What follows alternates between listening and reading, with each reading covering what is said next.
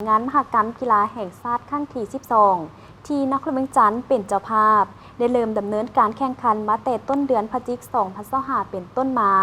แขวงบุรีคำไซได้ส่ง 16 ประเภทกีฬาเข้าร่วมแข่งขันชิงชัย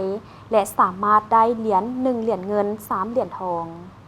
ในงานมหกรรมกีฬาแห่งชาติครั้งที่ 12 ที่นครหลวงเวียงจันทร์เป็นเจ้าภาพแขวงบุรีคำไซได้ตั้งเป้า 43 เหรียญ ในนั้นเหรียญคำ 19 เหรียญ เหรียญเงิน 10 เหรียญ เหรียญทอง 14 เหรียญ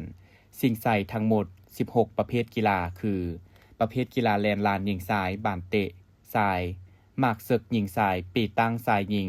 กะต้อทรายยิงหน้าเก็กทรายยิงเทควันโดทรายยิงหลักบี้ทรายยิงประเภทกีฬาสวงเหือทราย 12 สีพายและ22 สีพายมวยสากลยิงทรายมวยบูซูทรายยิงกีฬาดอกปีกไก่ทรายยิงกีฬาบ่านทรงหาดทรายทรายกีฬาเพาะกายทรายกีฬาปั่นจักรสีลัดและกีฬามวยสากลทรายในการแข่งขันกีฬาแลนลานในงานมหกรรมกีฬาแห่งชาติครั้งที่ 12 นครหลวงเวียงจันทร์เกม 2025 รอบชิงชนะเลิศระยะ 5,000 เมตร และ 800 เมตรได้เริ่มขึ้นในตอนเช้าของวันที่ 12 พฤศจิกายน อยู่สนามกีฬาแลนลานหลัก 16 นครหลวงเวียงจันทร์ในการแข่งขันชิงชนะเลิศ 5,000 เมตร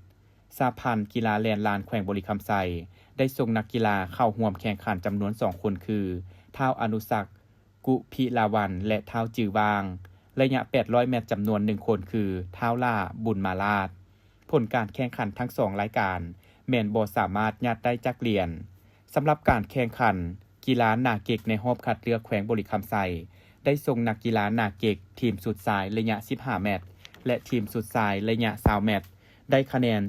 210 คะแนนอยู่อันดับที่ 7 ของตารางถือว่าบ่ผ่านเข้ารอบคัดเลือกการแข่งขันกีฬามวยปั่นจักรศิลัดประเภทต่อสู้สามารถยัดได้ 2 เหรียญทองจากท้าวบุญมีไสยะแสงหุ้นน้ำหนัก 45-48 และท้าวบันลาดเพชรใจลาดหุ้นน้ำหนัก